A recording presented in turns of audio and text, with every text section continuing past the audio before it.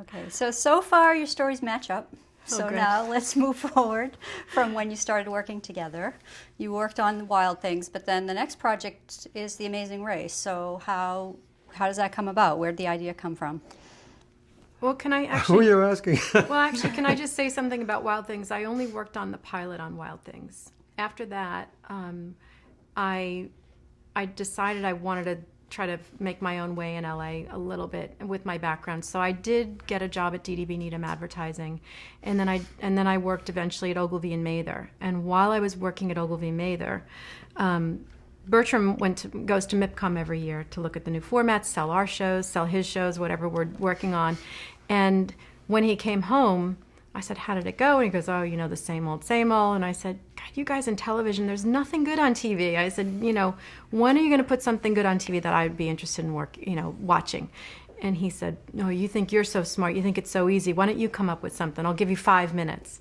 And I was like, fine, give me a challenge, And the first thing that came to my mind was what I mentioned earlier, was when I went backpacking through Europe with my best friend. And we had a great time. We had very little money. We didn't speak any of the languages. But about 2 weeks into the trip, we had a huge fight because I'm the type of person like, let's get up early. Let's make the most of the day. And she woke up, we were in Italy. We were going to go to the Vatican that day. And she was like, this is not Chevy Chase's European vacation. I am not on a schedule. I don't want to go today. You go and do this. And so we had this fight. And I was like, oh my, okay, you do your thing. I'll see you at the end of the day. And what came of that was we had a great day separate for the day. We'd been together on each other's nerves for the trip for the last 4 weeks. And then by the end of the night when we met back up, we were good again and we were ready to go for another couple of weeks.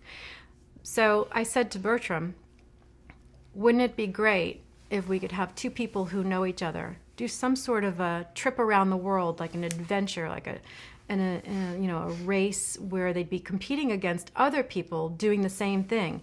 And, they could go from country to country doing things in those countries, like things that the locals do. So you could really get to know what somebody in, Mumbai, India, what do they do for a job?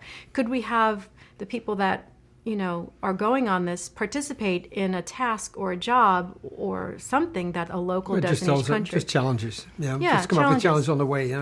The idea was, I had set up just the infrastructure, global infrastructure with Wild Things, where we had our contacts all over the world, from Buenos Aires to Moscow to Tokyo to what have you. So this idea that Elise came up with fit perfectly in the scheme of things, because the Wild Things just got canceled, and I said, well, this is the perfect opportunity. We got the infrastructure to do something like this, and when we then went to CBS to present it to Les Moonves and Nancy Tellem and the people the powers that were there, they liked it very much, and we also had the credibility that we could do this. Because that's the bigger thing, how are you going to pull this off? Can you do this? The world is a big place. And I must say that Les saw immediately that this was a phenomenal opportunity, and he completely believed that we could pull this off, and he told me as much as, you're the only one who could ever do this. So that's how this whole thing started. What was interesting was, I said, let me write up the creative. Let me write, I don't know, a 1 page or 2 of the idea. We could have something where the people have to do something together, and then one where they have to make a decision who does something. And since I'm in advertising and I'm a graphic designer, let me create this packet, and we'll put a passport on the front with stamps of different countries. And we wrote up the treatment. And I remember Bertram had called his agent at CAA and said, let's pitch this. And you pitched it to NBC. I went to work. I went to Ogilvy the next day, and so he had the packet. Don't give it the day job, Yeah, I had a really good job. I was running the studio, and he went to the pitch meeting, and he pitched us to NBC, ABC, Fox, and CBS. And I remember he called me at work, and he said, come downstairs. I want to talk to you. I got to talk to you. So one of the pitches went really well, or actually all of them went really well.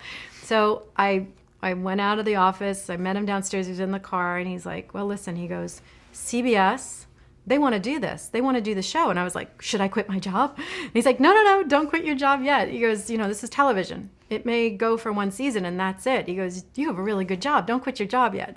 He goes, let's just see where this goes. Let's work on the concept of the format, and we got to go scouting. So I remember, how am I going to keep my job? But I still want to, I want to work. And this is the thing. We're going to travel. We're going to work together. We're going to be, producing a TV show for a major network for CBS. And I took a leave of absence from Ogilvy and Mather. They let me go for about 40 days.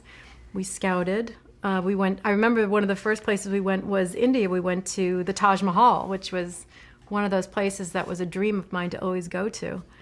Well, one of the things that was really surprising also in this whole concept, because it has changed the landscape of television from my perspective. The long-form storytelling in reality television didn't exist at all. And I mean, at that point there was Survivor and there was The Amazing Race. Those were the shows that were bought by CBS. They're still on. It's almost a decade later. They were bought by them because they saw what that really meant. And they had that same vision. I mean, it was just extraordinary. And these shows also, I believe, have set the tone for high-quality reality television. And it has become a worldwide phenomenon to do these types of shows and all the versions of different types of reality, et cetera, et cetera. So, we're very proud of that. And it was a phenomenal shot in the arm that CBS went along with this and supported us through thick and thin. When you had that 5 minutes, did you come up with any other ideas, or was this the only one? They always ask you to come up with another 5 minutes of ideas. We're just about done coming up with ideas. It's funny. That was the first thing that it popped right into my head. I didn't. Of course, I'm thinking, is this I don't think I knew what I was thinking of when I was thinking of it. I just knew one of the most incredible adventures of my lifetime was that experience, and how can we give that to somebody else? Because there's so many people who do want to travel and would love the experience, but maybe they're afraid to travel, or they don't know where to go or how to get there. I'll just do anything. I'm not afraid to go anywhere. I love that adventure. I love going places I've never been before. The less I know, the more comfortable I feel because I'm excited about it. Bertram had all the experience of television production. He had the contacts. And so it was a moment where these two worlds collided, and it was a good thing. The nice thing about the show and the way the creative is done is that Bertram comes to the table with a different set of skills and knowledge from growing up in Europe, and obviously, his experience. I come to the table with my creative ideas from my experience as an American and something I think Americans would like to see. So when we put those two together to create a season, he might want to go to a country that would never be on my radar, and I want to go to some place. He's like, oh, why would anyone want to go there? But as an American, I want to go there because, that's a place that I know a lot of people would like to go to, and it also gives the viewer the opportunity to see all these places and inspire them to go. But beyond that, The Amazing Race does something. Opens the eyes of millions of Americans, and also it almost brings the people. We have probably between 50 and 70 million viewers on a weekly basis around the world because the show airs in over 100, I think, up to 120 countries. So everybody can just see who Americans are. We almost bring people together. When we go to Bangladesh, which is this unbelievable country with a lot of wonderful people. But you think India is busy, you can multiply this by 10 when you go to Bangladesh, when you go to Dhaka. I mean, it's a whole different world. These are worlds we have never seen. And gives the show a different dimension also for the viewers and for the people see worldwide how Americans react to these cultures. And I think it's the one show that goes around the world that says the world is not a bad place. We see nothing but bad stuff around the world. The news pounds you 24 hours a day that everybody is anti-American, everybody hates this and everybody hates that, and blowing up this and blowing up that. It's just a fraction of the truth. The truth is what you see on The Amazing Race. That's the truth. We can go anywhere we want to go in the world, and people are nice. You can see over and over again, people lose their money in Moscow on the street. Muscovites, they said, how much money do you need? They give you money. I mean, it's almost unthinkable here. How generous people are, how kind people are. And I think to show that dimension, in addition to the challenges and all the stuff that comes along with it, and the character development and the storyline, but in addition to that, has that dimension that has a lot of humor, drama, and happiness. Yeah. So do you think it's changed other people's views of Americans Yes. worldwide? Yeah, I think it's changed other, people's views of Americans worldwide. Maybe in a positive light, maybe sometimes not, because sometimes, in the heat of the moment, these contestants can be in a taxi cab in China speaking to a Chinese taxi cab driver who speaks no English, saying, go faster, and this person is like, what are they saying, So, sometimes it's not the best light, but there are other really beautiful moments where I know that these contestants have gone back to these countries after the show is over, because they felt so passionate about it when they were there. And, for example, we had a couple that, with a husband and wife, he was in the Vietnam War, and we went to Vietnam that year. And he really was like, I don't know about how I feel about going there. He opens up his clue and it says, make your way to Hanoi, or, and he's just like, that's the last place on earth he would ever want to go. But when he went there, and he experienced it in a different way, and he sees that people are beautiful and friendly and, helping them, doing something if there's a challenge where they need something or need some help. In a way, you feel America is more traumatized by the war in Vietnam than the Vietnamese. But kind of opened his eyes to saying, you know what, I've been exposed now to a very different way of looking at this, and I'm so happy I went there. And they had a fantastic experience. And people who say, oh, I would never go someplace, or I don't want to go to Africa, I don't want to go to India, when they go there, it's a complete 180 degrees. In Vietnam, for instance, we actually did go into the central prison where the pilots were imprisoned, etc., etc. We've gone to places like that. We've gone to Robben Island, where Mandela was incarcerated for 26 years. We've gone to the door of no return, where all the slaves were brought over to the Americas. From Senegal. From symbolic moments where all our presidents have gone. We've gone to Auschwitz, and had people pay homage, so I think to bring this kind of dimension also to it is very, very important. And generally people love Americans. When we go around the world, they're fascinated with Americans, and they don't always agree with our government's decisions. But in general, as an American, you can go anywhere, really. So for someone who hasn't seen it, describe the format of the show, how it works. The format is pretty straightforward. Teams of two racing around the world in different countries, doing challenges in different countries, things that the locals would do, coming full circle, and the winner wins $1 million. I mean, that's it in a nutshell. The fact that they have to know each other really well is key to the storytelling. Because, people always say, oh, why don't you take two total strangers? No, strangers, that takes me 4 episodes before they start to get to know each other. So we have people that immediately get into each other's face. Because if you get in a car with somebody that you love, the first turn is one wants to go left, the other one wants to go to the right. And that's just fact. And that's kind of, it plays on that. And in addition to that, if you travel around the world, people see, when they sit on the couch, they see 44 minutes on a Sunday evening. But if you do the race, you do 24 hours a day, non-stop, go, week after week, country after country, continent after continent. You're just constantly on the move. You get tired, you get exhausted, you get irritated, you get hungry. We take you through different climates. We take you from extreme hot and humid, to extreme cold, to Siberia. In Krasnoyarsk, and take the Trans-Siberian Railroad, and we take you to Africa, and we take you to India, and we swirl you around the world like you think you're in a Cuisinart, and with the button on mix. And by the time they come home, they say, what just happened to me in my life? And some of them made $1 million. Excellent. So now you once again worked with Jerry Bruckheimer on this show. Why did you team up with him again? We teamed up with Jerry because, we were brought together by our agents, which is the Creative Artists Agency in Beverly Hills. And they said, you guys should talk. You should talk. Jerry wants to go into television. That's in those days.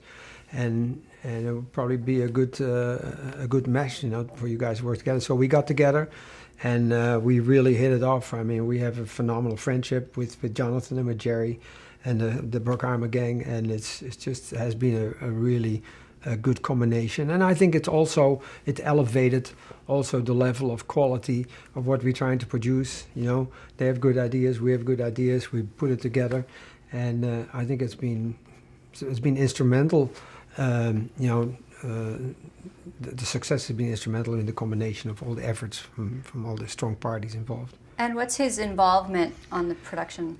Well, Jerry is always, casting is of course always key. So the casting goes through all the parties. It goes to Jonathan, it goes to Jerry, it goes to us, it goes to CBS, it goes to everybody. All the creative is reviewed. We come up with the basic initial creative, and then it's all reviewed by Jerry and Jonathan, and then of course the network has to sign off on it. And then all the edits always go over to their office too to go through the editing notes. So they're quite involved. It's a great friendship, a great combination of people that are enthusiastic to be in the business, And you mentioned pitching the show. Did you, when you went to the network, did you already have a title for it? No, we didn't. The title we came up with, I don't know how many titles. It was a lot. Around the world in 80 days. Like, we didn't know how long it was going to take either. So we were, we had many, many titles, but ultimately CBS, maybe their marketing, I'm not sure exactly which person came up with the final title, but we loved it, and it is an amazing race. It's an amazing. Everything is amazing about it. I actually thought Les Moonves so had quite a bit to do with the title. I think, from what I remember, but it's 11 years ago. One thing that is kind of interesting is somebody said to us early on, one of the reasons you were able to come up with this show was because you didn't know it really couldn't be done. You didn't know what you didn't know, and it's funny because when he initially said to me, you come up with something, there was nothing in my mind that I didn't know what we couldn't make or could make. But I did know that with this person next to me, anything would be possible. And I just, it's the most outrageous thing you can think of. And I think also the network was like, well, good luck. It's a big endeavor. But Leslie did have faith in it, and we have to thank him for that, Did the network push back at all because it was so huge? No, not at all. Actually, it was. I was stunned because I remember very well that Les in the room said, "This is a franchise." Franchise? Oh my God! Can I go around the world once? Can we do? And if I tell you what happened on the first time around, there was a steep learning curve. Where we had to go to a Bedouin camp in the Sahara, where people got lost in the Sahara, where the whole Bedouin camp got wiped out because of a sandstorm. Yeah. I mean, all the production stuff that you can possibly imagine happened to us, except that you have to move on every day, next. I remember when we started in New York City at Bethesda Fountain. It was really cold. It had just snowed the night before, I think, and we had the contestants all lined up in front of the fountain. Phil was standing there. Their backpacks were on the step, and we knew they come in, they line up, Phil gives them the speech, and he's going to say go, and we knew we all had to get on flights to fly, and Phil says go, the teams are like running, the adrenaline is going, and we're all standing there, and we're like, they're already ahead of us. We better go get in a car and get to the airport because the teams were ahead of us. I never it just forget. happened so fast, and that's kind of how the whole thing goes. We're always kind of racing against them to be ahead of them. Now we're ahead of them, but I never forget. It's on a rainy morning. We came from Africa. I'm sitting in this taxi trying to be ahead of him in a huge traffic jam going into Paris from Charles de Gaulle. And I look over to the left side, and I see two contestants in the taxi right next to me. And I know I got to be ahead of these guys before. I mean, we had some nerve-wracking times. Not so much anymore. Tell us a little bit about working with Les Moonves. Well, I mean, we've just had a very good relationship through the years. Leslie's super involved, especially in our casting. Our casting director, Lynn Spillman, has been with us since the very beginning, and she puts together an incredible casting reel. People still want to, there are thousands and thousands of applications for the show, and she basically narrows it down to the top 40 that we review internally. And then at some point, we then take those top 40, we now are down to about 20 or 25, and take that to CBS. And then we're sitting in the room with Nina Tassler and Jen Bresnan and you know, Mitch Graham and Peter Goulden and everybody from the casting team and the higher ups at CBS. And ultimately, we send our top, say, 15 picks to Leslie, and Leslie has to sign off on it. He signs off on it. If he's not happy, we got to go back. In the beginning, he always signed off. He was always in the room for the first, I don't know how many seasons he was in the room, that involved, very, very involved, which was fantastic. He's even come to the office in the very early seasons. We had this warehouse in Marina del Rey, and they're like, well, Leslie's going to come in tomorrow. And we're like, okay, you know, we take him to we call it the war room, where we put up all the different episodes and every leg of the race with a giant map on the wall. And we took him through the wall and showed him all the creative, and he was there. I remember when he said to me, there's too much here. There's way too much here. You got to cut it in half. I mean, he said it about 8 episodes into it, and he was right about that too. Wow. So did you? Yes. Wow. But you know, you ought to have more than less because you never know how the story is going to unpack. Right. In season 1, Michael Bay co-directed the show. Why did you bring him in? That's actually not true. No. It's not true. No, Michael Bay. Oh. Never So involved in it. Michael Bay was never involved in the race. Bertram's always been the director. You've always from been the director beginning. yourself. Yeah. Okay. Don't know where that came from. I have no idea. Did you ever have any worries that the show just couldn't be done logistically? No, I was not worried that the show couldn't be done. I was probably one of the few people that was absolutely convinced that it could be done because I've done it so many times, gone around the world so many times, I've been to so many places. I probably have gone between London and LA, just to give you an example, at least 150 times in my life. I mean, Africa, South America, Australia, you name it. It was like it's on a monthly basis. I'm in all these places, Asia. So I knew it could be done. But I had to convince a lot of other people, logistical people. There was a huge learning curve for these people to believe that this could be done. Because were studio-based, LA-based, shoot in town. I mean, nobody did that. The only guys that I was completely counting on were my cinematographers, my cameramen. I had like 12, 15, 16 cameramen that had traveled with me around the world with their soundmen. They knew how to do it. They know who to do it and knew I know how to do it. And the rest of the gang that we had, the production people, actually didn't know how to do it. So for them it was like a very, very steep learning curve. The reality of it is that, you know, with all the connections Bertram had around the country, for example, in India, we had people that we knew could facilitate us, but would they be able to, you know, shoot this and work with us and on the level, on the speed that we need it? You know, we're only in a location, we basically shoot a show in a day. So it's all about preparing for, you know, the pre-production, everything, the months and months in advance that we prepare all the creative. We start with, you know, the locations and the scouting and the creative, and then getting the permits, and then drivers, translators, you know, hotel rooms, insurance, PAs, insurance. I was talking to the network at one point, and the guy says to me, he says, Bert, you're using all the right words, but they're in the wrong order. So I think you're too tired to talk to me.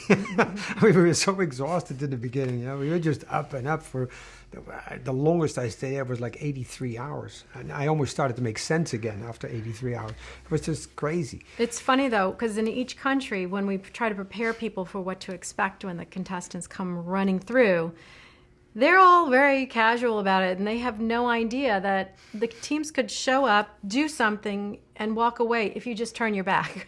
Because they come in that fast. They're not waiting for anything. Nothing stops for what they're doing. This is a production that shoots for 3.5 weeks, nonstop. And because it's reality, because there's $1 million at the end of the line, the contestants are not waiting for anybody. If the camera is not rolling, if something is not set up, you're going to miss it. It's not their problem. We don't go back and reshoot anything. Have you ever missed anything? No. We really haven't. I mean, we have, it's like a military operation. It's not something that can happen. There's $1 million at the end of the rainbow. These cameramen are just so tenacious, and they're so good. And they use the style that I have developed over the many, many years. You know, I always loved cinema verite. And these guys are probably the best cinema verite guys you will ever see anywhere. I mean, they are fantastic. They listen and they look, and they're fast on their legs, and they use the camera as an extension of their eye. And it's just brilliant. These guys are just super brilliant how they do it. I mean, they should get $1 million after running around the world, but unfortunately, we don't have that in the budget. What was the biggest challenge in making the show the very first season? I think one of the biggest challenges that we had a small staff.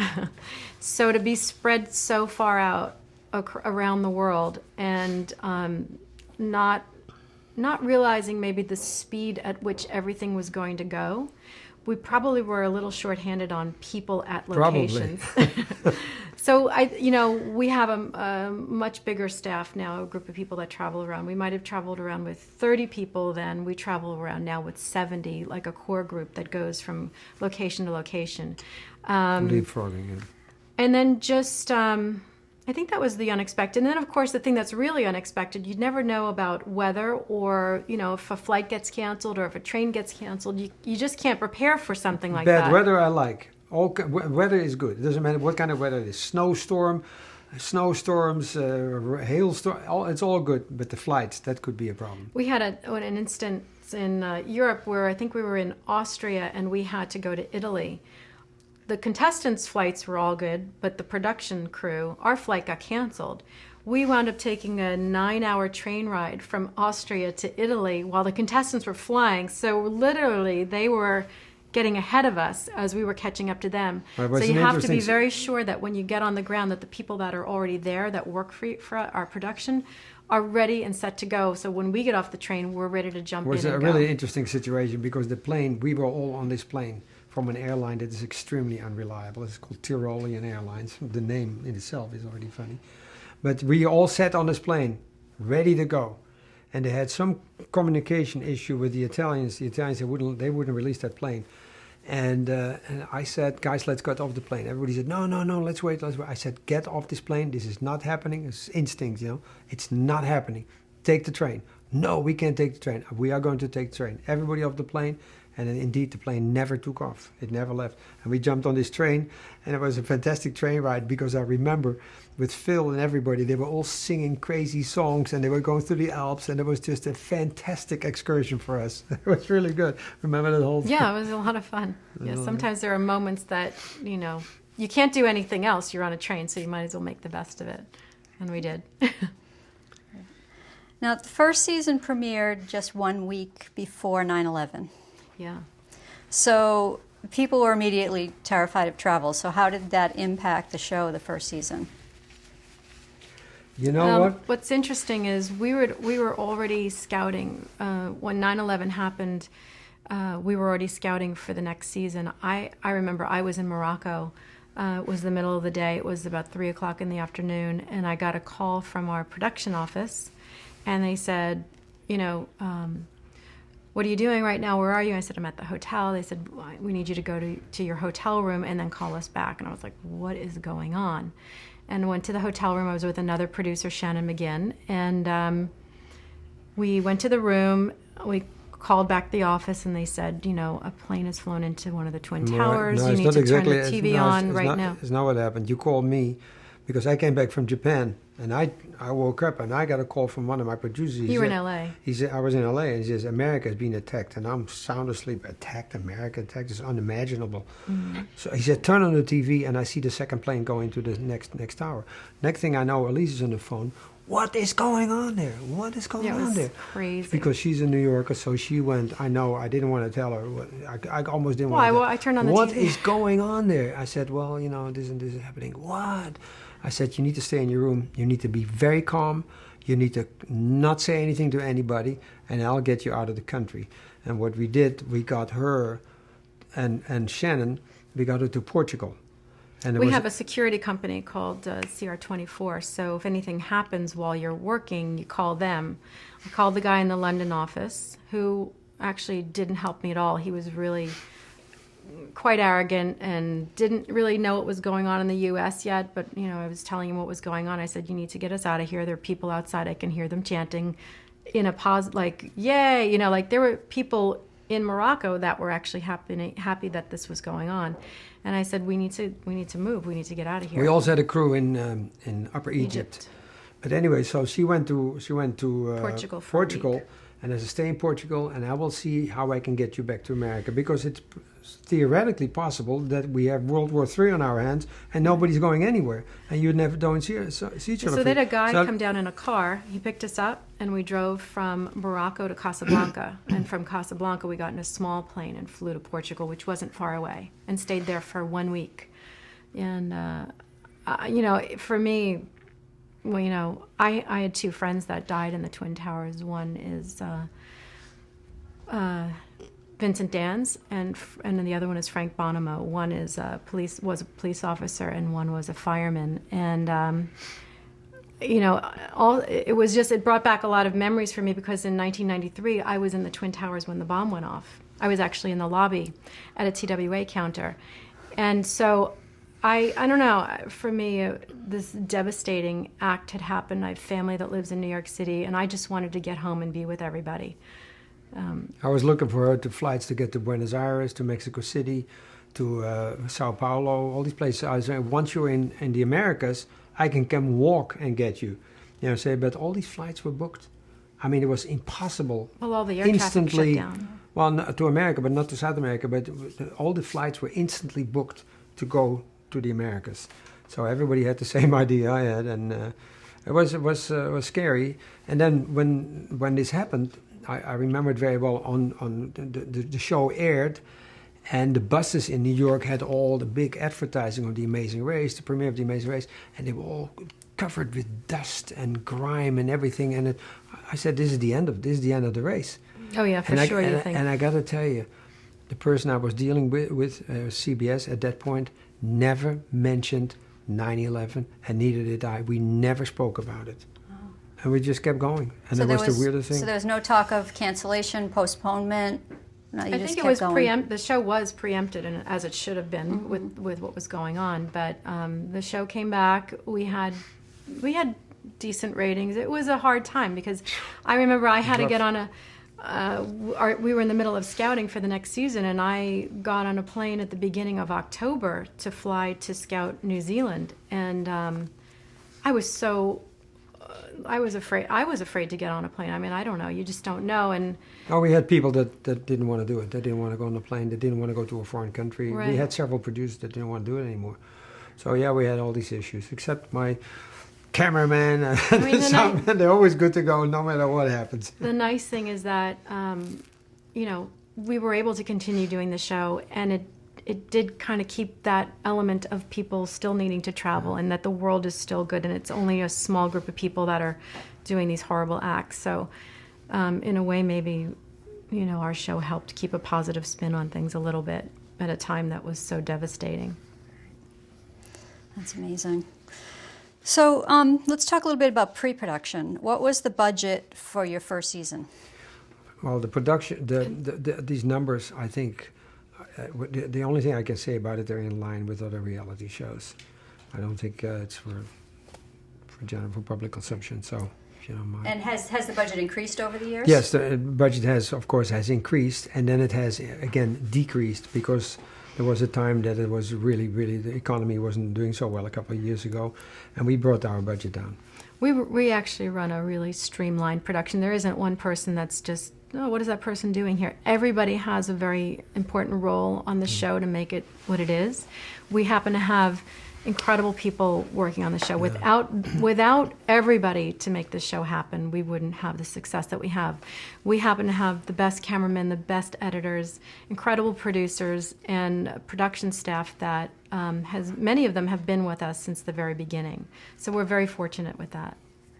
So how much pre-production do you do in each location? How much time do you spend? Well, what we do is, Elise used to do half the show, and I would do the other half. Now we've changed it a little bit. Scouting. So we are very possessive of the creative. We don't allow anybody to really go near this. So it's Elise and me. 4 months. It takes us 4 months to go to all the places and go there and do it. So if I do a show a year, that means, or do 2 shows a year, that means I go around the world probably 4 or 5 times.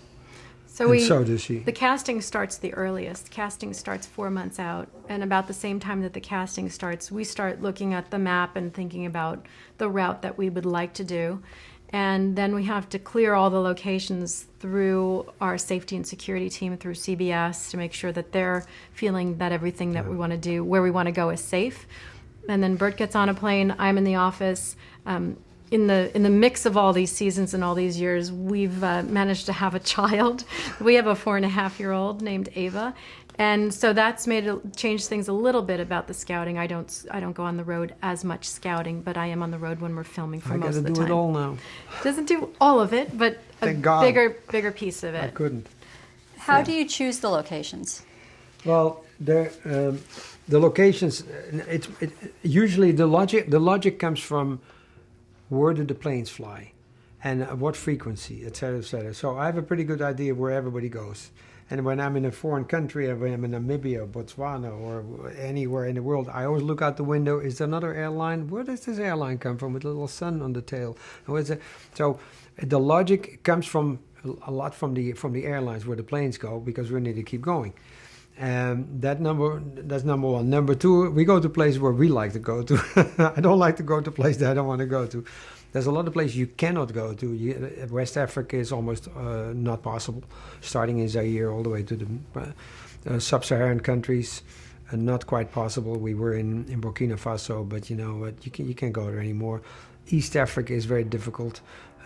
Certain parts in the Stans, Uzbekistan, all those countries, a little tricky. So what is left over is really most of South America, except for Colombia, South America, and then certain parts of Africa. Europe, you can go anywhere. Northern Europe, Russia, fantastic place.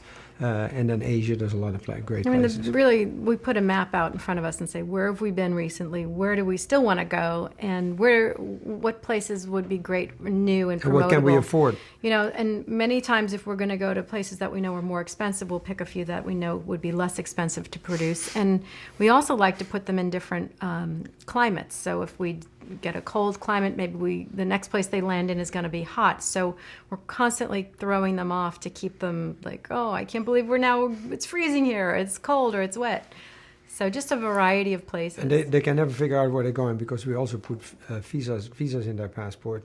That throws them off. So otherwise they could kind of predict where we go. Have you ever had to change a location for security reasons? Not for security reasons, but for weather. We had a couple of unbelievable Central American horrible storms that we had to change. We also had one we were supposed to go to Laos a few seasons ago, and they had a monsoon come through. Literally, we were filming. It was about a show and a half coming up, and we literally had to put a show together in the country we were going to. We added another show. Now, the nice thing about when we scout, we don't scout for just one show. So if we see other things that we like, they're always in the back of our mind somewhere on the back burner. So at that point, I remember we split up. I'm always with the team usually when we're filming, but because of this, I jumped ahead because we knew we couldn't go to Laos, and I think we were in Thailand. Thailand, yeah. And I started scouting some of the places that he had looked at. And so by the time he landed, he started scouting. I was scouting. We met at the end of the day. The teams were coming in the next morning. We put the show together, and they did everything the next day as if... And we almost duplicated the show that we were going to do in Laos with elephants and a river and the whole thing. We found all this stuff. But it's weather has made it difficult for us sometimes. But that's where the experience of our team and working with local facilitators that now we've worked with over the last 10, 11 years, they know what we need. They know the people to put in place, and everybody knows the speed at which we need to work. Is it difficult to get permission to shoot in all these locations? No, it's we have a long history with all these governments, and they know that my philosophy has always been, if I go to another place, I go there as a guest. I don't go there as taking over the place, and they know that I will honor their habits, their culture, their religion, the whole thing. If there's anybody says we don't want you to do that, we don't do it. I mean, why? I'm doing reality television. I can change things. So people know we're not there to to nail them for stuff, or we're not investigative journalists. No, we're doing an entertainment show. So people know it's good for them actually to be on the Amazing Race. Many tourism boards now come to us and say, please come to our country, you know, because ultimately it's a 1 hour commercial for whatever country we're going to. I got calls from American ambassadors from around the world say, oh, you should come to my country where I'm the ambassador. You know? Yeah. That's great. What was the most challenging place you've shot so far? I mean, they're all challenging in their own way. You know, in Europe, it is easy because people have production experience. If we've gone to countries where there's no television, so to bring a television, to bring a team together, you know, we bring in our 60 or 70 people, but we need another 100 people. For them to understand what we're doing is just like abracadabra. It's just off the scale. So, but it's kind of fun, you know, to do that. I think Egypt, from a woman's point of view, was hard for me. I went there ahead of the team again to go in and prep for the crews to come in, everybody to shoot. And what I realized was every time I tried to ask one of the gentlemen to do something, or could you bring the car around, or could we go look at this location, he would then go to all the other men and ask if it was okay that we go. So for me, that was extremely frustrating, and it is what it is. I just found ways to work around it. But I also think countries like... No, I don't yell at them because they don't listen to me anyway. So you yelled at them, I think. But in Mongolia... Mongolia was a difficult place because people work at a different speed also. Whether you're shooting a television production, Hawaii can also be difficult because some people are just so laid back. Oh yeah, I'll get there tomorrow, and if they don't show up, well, they didn't show up, can't we do it tomorrow? But they don't understand that, no, it has to happen like in this hour frame, you know? So just getting people to understand. Well, I had a guy in the Scotland, time frame. I said, you need to be there at 7. After we make all these arrangements, you know, for some Scottish Highland game or whatever. It's a few years ago. He says, I'm not showing up at 7. He says, I'm drunk right now. It's 11 o'clock at night, and I'm not showing up at 7. I say, yeah, but this is the arrangement we made. Remember a couple of months ago? He says, yeah, well, I don't care. I'm gonna keep drinking till I'm done, and then I'll show up when I feel like it. I said, well, you can't do that. I said, and then I had this whole conversation with him, and then finally I befriended him, and we had all this fantastic conversation, and he showed up at 8. He did show up, and then he got a tremendous kick out of it. But he was so crystal clear about it. He says, I'm drinking, I'm not doing this. I remember we were in Burkina Faso, and we do a run-through and test everything. When we land, before the contestants get there, we do a run-through of what that show is. And we had all these dancers that were supposed to show up, a giant group, maybe like 50 dancers. And most of them didn't show up. So we got smarter after that. What we do now is we get a driver with a van who goes to each of their homes in the morning and gets them out of bed and gets them to come to the location. So there's no more depending on them to get themselves there. We're going to come knocking at your door and we're going to get you, and you're going to be there for the shoot. Well, we actually had 2 dance troupes in Burkina Faso. One troupe that dances for the hotels, which I didn't want, as a backup. And then we had this special people that are really extraordinary. That came from 600 kilometers, bussed in, and they were just really amazing. And you can communicate with them, and they just walk off the set when the sun goes down, and they have these amazing outfits, and they're a very intimidating group. But it all came out. But, you know, it's exciting. Was there ever a location you really wanted to shoot in, but you just couldn't make it work? No, we you know, I always wanted to go to Robben Island, to Mandela's place, because I think the man is an extraordinary human being, and I think the world should know that, you know, that if you have that kind of power and that kind of conviction, we can learn a lot. And so Actually, there is a place that I really wanted to go to that we attempted to for about 2 years, and it just didn't work out, but it's Antarctica. That is, you know, another place that we would love to take the show, but unfortunately, January, there's like 1 month out of the year that you have to do this trip, and it doesn't work with our production schedule, so it just didn't work out. The reality in Antarctica is also there's a snowmobile, and you wear gloves and goggles and helmets and this and that, and there's not much to do except we would figure something out. So and it's very difficult to get there. And what the problem is, you can get stuck there because you fly on a beautiful clear day, and 2 hours later, there's the storm of the century is taking place. Yeah. I look at it this way. This is the world. Antarctica is down here.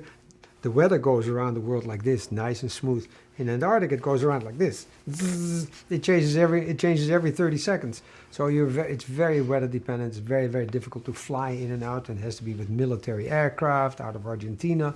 And the people are very willing and wanting to do this. Yeah, they but really it's just, you us can to get come. stuck there for days and days and days with 100 people. And that we can't have. Our schedule has to stay on schedule. We can't say, oh, well, the weather's bad, we'll shoot that scene tomorrow, or that episode tomorrow.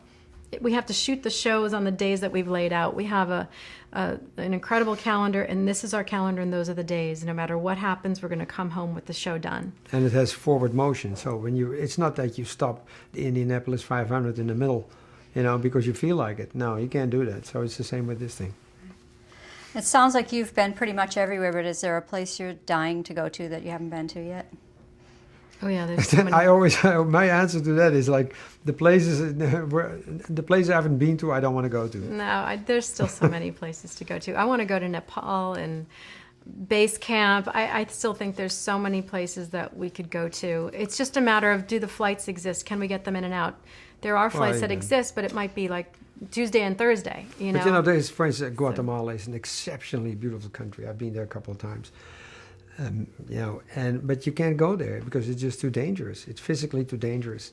But it's such a pity. Central America is spectacularly beautiful. Chile, beautiful country from north to south. It starts in the desert and it has this beautiful southern part. Punta Arenas near the South Pole and Cape Horn. And the world is a special place. It's extraordinary. Let's talk a little bit about the casting. Mm-hmm. So talk about the process of choosing the host and how you came to hire Phil Kogan. This is the process that we started with. When we first had the production going, we had hundreds of casting tapes for the host position. We originally thought maybe this was a two-person job. We thought, a man and a woman, or maybe, one person would be in one location and the other one would leapfrog ahead. How could we get them to every location for every single episode? So originally we were looking for two people. And I remember sitting in a little room with the VCR tapes and just kind of going through all these casting tapes, and I just thought, God, nothing was really popping. There were like people that did the newscasters, or special events. And then Terry Castagnola, who was the executive in charge of our production, he said, I've worked with somebody, his name is Phil Kogan, I want you to take a look at his reel. And I said, okay. I popped it in, I looked at it, and he seemed to be really easygoing. He had this great, New Zealand accent, and obviously had traveled quite a bit. And he just seemed kind of like an adventure type of guy that seemed to fit what this show was going to be. And I remember I went into Bertram and I said, "You really need to see this tape." I said, "I think this is it," because nothing had, jumped out at us before. And so I gave it to Bert, and I think from that point on, you took it. Yeah, it was like, initially I resisted a little bit because I needed somebody with more experience, and I was not sure in those days somebody with at that point a pretty heavy accent, would be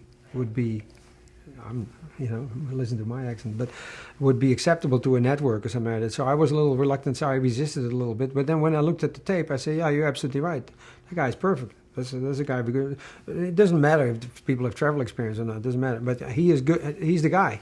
I think we should present him to the network, and that's how it came about. And the network looked at it, and they knew him probably from previous situations. So they liked him, and they had faith in our decision, and there is Phil. Was it because of the eyebrow? Did he do the eyebrow thing? He didn't have the eyebrow yet. That came later. It's just a recent so thing. Funny. It's so going higher and higher, the eyebrow. But I don't think we could have had a better choice. Phil fits the show perfectly. He's good. And he's perfect. The wonderful thing about Phil is everybody likes him. He's a nice person on camera. He's a nice person off camera. And he's easygoing. He's low maintenance on the road. You have to be low maintenance on the show. Nobody is walking around with full makeup and hair being done. No maintenance. He does his own hair and makeup. I mean, there's no trailer. He is flying around with us in the plane. He gets off. We take him to the hotel. He gets dressed, and then he's going to do his stand-ups. I mean, he just always has a positive attitude about everything. Very positive attitude. Fun guy to be with. I spent years with him on airplanes now. So we've had our moments of jet lag conversations. How does his role as host differ from the other reality show hosts? Well, I think his role differs is he's, sometimes other hosts are at locations for judging events and things like that. Phil is really there to set up the location, set up what the challenge is, and then he is that face that the contestants look for to finish the leg. He is, the Mount Everest. He's the top, so they start the leg, they've got all these things to do, but when they know they get in front of Phil, the day is over and he will be telling them, their fate. So he is kind of the icon at the end of every episode that the viewer looks forward to, and I know the contestants look forward to reaching. He's where you want to be at the end of the episode. And however he delivers the news, good or bad, you know that there's going to be some reaction. And overall, I know that the contestants love to see him when they do see him, so it's kind of great. And now that the show has gained popularity around the world, when we travel, people recognize him, and it's always a very positive reaction. I mean, and then they know the Amazing Race is in town, or he has to come up with some story like, oh, I'm scouting or I'm traveling. But he's the look of the show. So talk about the process of casting the contestants. The process, like I said, starts about 4 months out, and there is a link that goes on the CBS website that we're casting for the next season of The Amazing Race. Lynn Spillman has an incredible team of people that she sends out to different cities in the U.S. and either recruiting or we get casting tapes in. A lot of people are We're really looking for people from all walks of life between 21 and 71. 100 years old. I mean, and the whole idea that we have such a mix of cast is really that, it's a mirror. The old guy gets yelled at by the young kid, and the young kid, I mean, that's kind of how we do it. We like the whole 18 to 49 group involved in viewing the show, and I think this is probably the secret how we do it. But the bigger part of that was when we first came up with the show, I wanted something for everybody to watch the show, something that someone could relate to. If you're watching your grandmother or your mother, or your best friend, your brother, your sister, and also putting pairs of people together. Everybody says like the type A personality. Yeah, of course we want type A people who speak. This is a show. This is a reality show. We're not writing a script. You better be able to speak on camera. And, everybody that we cast when we're casting them, when we're in the casting meeting, they always say that they can win. Oh, yeah, we're going to win. Every team says, we are the team that's going to win. We've been watching your show. The fun thing now is we've got 10-year-olds that are applying for the show now because they're old enough, And when we cross generations, I know we have a whole new audience of people watching the show, but to make it relatable, to make the relationship between the partners relatable. If it's a couple trying to rekindle the fire. It's not only that, it's also the backstory. What is the relationship between the team members, and what makes them like each other or kind of like each other. The worst thing you can do is say, I'm not so safe with my wife right now, so we want to go on The Amazing Race and see where we really are and we can fix this. That is not the way. That's not the way to go. This is not a honeymoon. This is not a honeymoon. This is a good way to have a nuclear explosion go off. I mean, if your marriage is on the rocks, you will be divorced by the end of The Amazing Race. It's not going to like, oh, baby, I love you so much after this adventure. Because usually they're screaming at each other half of the time, But it's nice when we actually see people who work well together and get along. Because harmony works. It's possible. It works We've really noticed well. the people that do well on the race actually get along and listen to the other person, and they get through things together rather than fighting each other to get through things. So how important is casting in the success of a season? Huge. The casting is key. I mean, I can go to Himalayas all I want. If I don't have a great cast in front of it, I got nothing. They have to be interesting. I mean, the funny thing is, in a room with 2 chairs and we're sitting there with a group of people and we're talking to them, they've got their best, they're putting their best foot forward. They're not necessarily those people sitting in the chair when they get out on the road. It's a whole different story. Because like Bertram said, they're watching the show 44 minutes once a week. Once they get out there on the road, they're all saying, this is so much harder than I thought it was. I had no idea that you guys didn't sleep or you didn't eat and you're tired. And it's physically demanding and it's also mentally demanding. It hits every sense, smell, sight, everything hits them like a brick wall when they get out there. Do people, when they're in the audition process, ever sort of try to fake you out about their personalities or their backstories, Well, and you see through them? What has happened in the past that people sell us a bill of goods that went on the road? They say, "What happened to you? You're not talking. You're nothing. You're like a dud." What happened? What happened to that great personality you laid out in front of us, and now you all of a sudden, I don't want to do this. I don't like this. What is that all about? So we have run into it. It's rare, but it does happen. And what types of personalities are you looking for, or the traits you're looking for? Well, I mean, you have to have two people, like I said, with very competitive spirits. That want a sense that they want an adventure of a lifetime that they know they can't experience in, just going on a trip by themselves. People who are competitive even with each other as a team are also very good. A good sense of humor. If you can laugh at yourself, you've won the battle halfway. You don't necessarily have to be physically strong or super smart. You just have to have endurance and determination to be competitive, to win. And also people who want to experience travel and other people from different countries, that have a desire to be out there, just people who need that adventure, and possibly the money. I know the money plays a factor. Well, the money plays but a it doesn't minor, play until minor, later on. Yeah, the money plays a minor factor. Most people want to do it because they want this incredible adventure. But when they come towards the finish line, the money starts getting into play. Yeah. You said that people, oftentimes their personalities change during the course of the race. Has there been a team or teams that have surprised you the most, how much they changed? It's on a smaller level. It's not on a big scale. They are who they are for the most part. We know their backgrounds. We did the background check on them. We did the psychological test. We know their IQs. We know all this fascinating information about them. I think sometimes people don't want to be seen in a certain way on television. And so sometimes in the very beginning, they're a little guarded. And then they open up more. It lasts about 30 seconds. Yeah, then they forget the cameras are there. It's impossible because you're in a hurry. So it's constantly pressure on you. They will be themselves. There's no two ways around it. Who are so focused on what they're doing and the challenge that when you try to get them to talk, it's very hard to get words out of them. So those are the ones I think are a little more disappointing when they're big talkers in the casting meeting and then they get out there and you have to well, why did you do that? And what were you thinking when you did that? You have to get them to talk about what they're doing because they're so focused on putting this together, So just kind of keeping them aware that they need to be talking, whatever they're doing, whether they think it's interesting or not. We need to know what they're thinking. You mentioned background.